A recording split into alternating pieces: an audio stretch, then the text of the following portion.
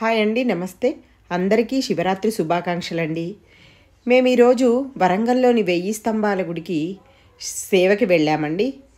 మేము సేవకి వెళ్ళగానే అక్కడ శివపార్వతుల కళ్యాణం జరుగుతుందండి. మేము జరిగే దగ్గర సేవ దగ్గర నిలబడేసరికి ఎదురుగుండా ఆ శివయ్య అనుగ్రహమేమో నన్ను పిలిచి హారతి ప్లేట్ ఇచ్చారండి.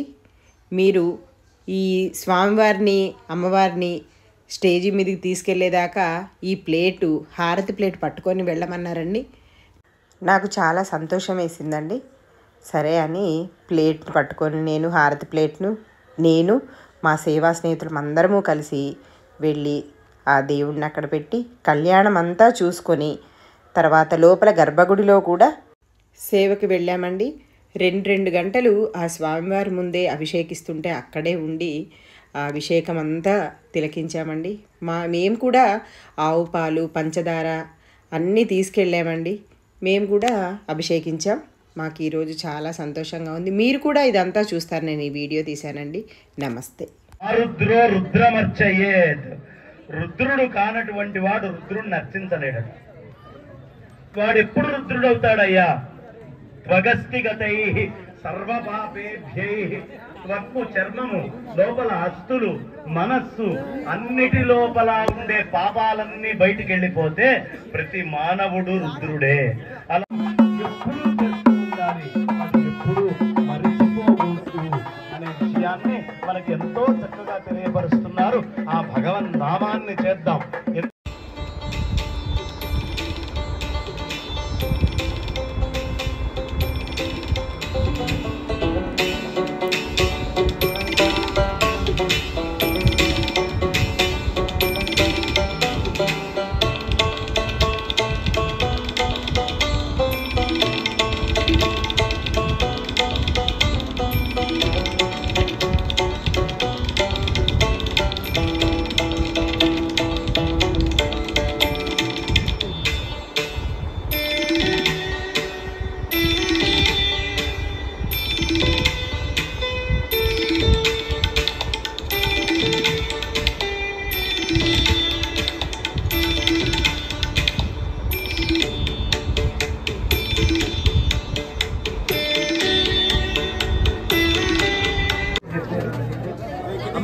అమ్మా మీరు అందరూ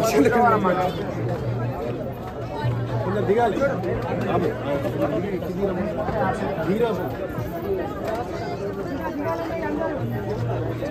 స్టేజ్ దిగాలి కొందరు. బాగలేదు.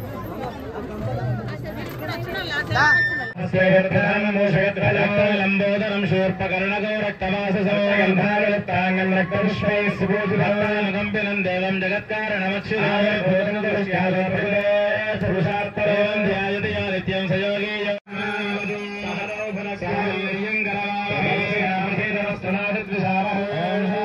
శాంతి శాంతి పరాజనే దూర్వారోహంత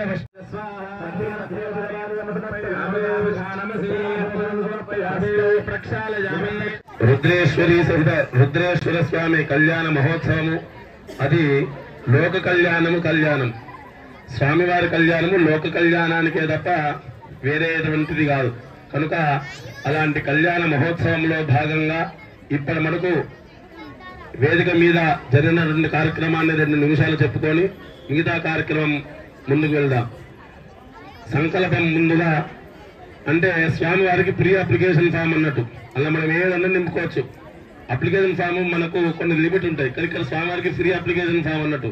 మనకు నేను నా పక్కవాడు అందరూ మంచిగా ఉండాలని కోరుకోవచ్చు. అది మంచిదే కదా పద్ధతి. కనుక ప్రీ అప్లికేషన్ ఫామ్ అయిపోయింది ముందుగా, అంటే లౌకికంలో చెప్పాలన్నట్టుగా. ఆ తర్వాత నిర్విఘ్నంగా ముందుకు సాగడానికి కొరకై ప్రతి కార్యక్రమంలో గణపతి పూజ చేస్తుంటాము. అలాంటి మహాగణాధిపతి పూజ కూడా నిర్వహించుకున్నాము. ఆ తరువాత కర్మణ పుణ్యాహవాచనము అనగా భారతదేశంలో ఉన్నటువంటి సమస్త నదీ జలాలను ఒక కలశంలోకి ఆవాహన చేయడము మంత్రపూరితముగా. ఆ యొక్క జలాన్ని ఈ యొక్క వేదికను ఏర్పరిచిన తర్వాత ఇంతమంది తొక్కడం జరిగింది. ఇదంతా కూడా స్థల శుద్ధ్యర్థం కొరకు ఈ యొక్క జలంతో చల్లడం జరుగుతుంది. ఆ కార్యక్రమమే కర్మణ పుణ్యాహవాచనము. ఆ కార్యక్రమాన్ని కూడా పూర్తి చేసుకున్నాము. తర్వాత మనం సంకల్పంలో చెప్పుకున్నాము ఏమని, ఫలానా భారతదేశము భరతఖండము ఫలానా చారిత్రాత్మకమైనటువంటి కాకతీయుల ఆరాధ్య దైవం అంటే ఆ యొక్క రుద్రేశ్వర స్వామి కళ్యాణ మంటపము అని చెప్పుకున్నాము. ఫలానా గోత్రం వాళ్ళు, ఫలానా వంశం వాళ్ళు, ఫలానా పేరు గల వాళ్ళమని, అంటే స్వామివారికి మనం ఎక్కడున్నాం అన్నటువంటి డీటెయిల్స్ చిరునామా. ఆ రకంగా ఇక్కడ నుంచి లోక కళ్యాణం కోసం నేను కూడా చిన్న పాత్ర నా వంతుగా అన్నట్టుగా స్వామివారికి కళ్యాణ రుసుము చెల్లించుకొని అందులో మీ అందరి కూడా గోత్రనామాలు చెప్పుకొని స్వామివారి కళ్యాణంలో భాగంగా ఇప్పుడు రక్షాబంధన పూజ ఏదైనా కానీ ఒక కార్యము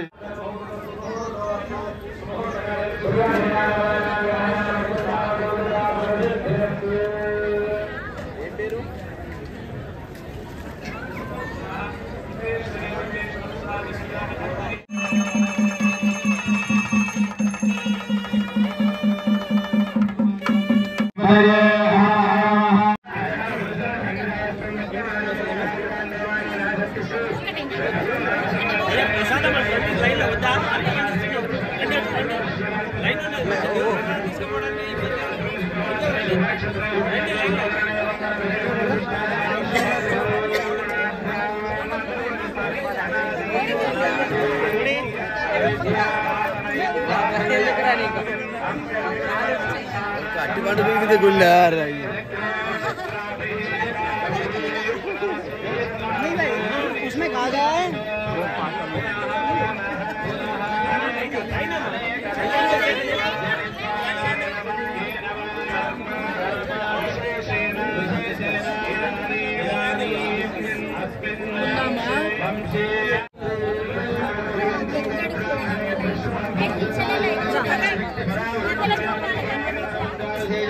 జరిగినది. అందులో బ్రాహ్మణోత్తములు చెప్పినట్టుగా ఎక్కడ కళ్యాణం జరిగినా అందరూ ఏ పక్షాన ఉంటారు అందరికీ తెలుసా? ఎప్పుడు కూడా అమ్మాయి పక్షాన్నే ఉంటాం అందరం. మీరు కానీ నేను వంశం ఉద్ధరించాలంటే కేవలం కన్యాదానం వల్లనే.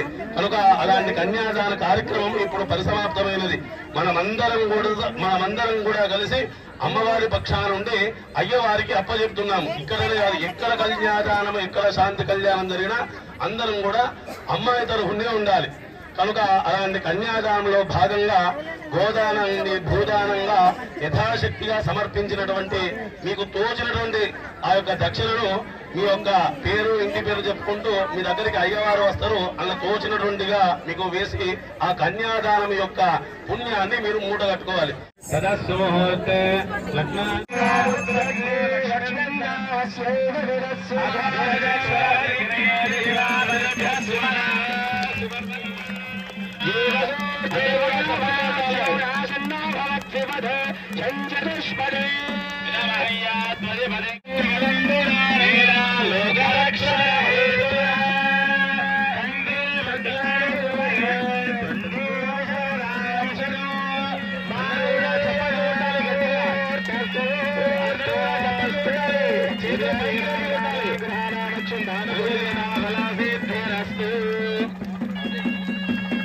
అందరూ కూడా రెండు చేతులతో గట్టిగా చప్పట్లు కొట్టాలి. గలగాల ద్వారాతో అమ్మవారికి ఆ మంగళసూత్రాన్ని ధరిస్తున్నారు. అయ్యగారిని మనస్ఫూర్తిగా నమస్కారం చేసుకోండి.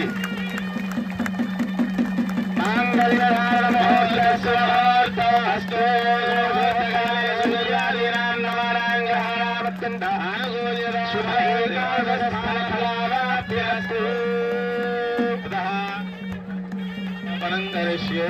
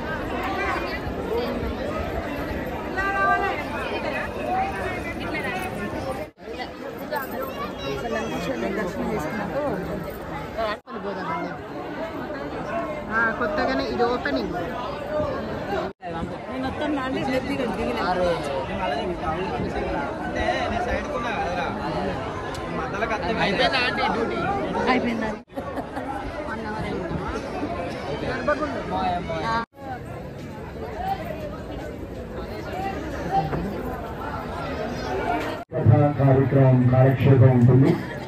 ఈరోజు శివరాత్రి మహాపర్వ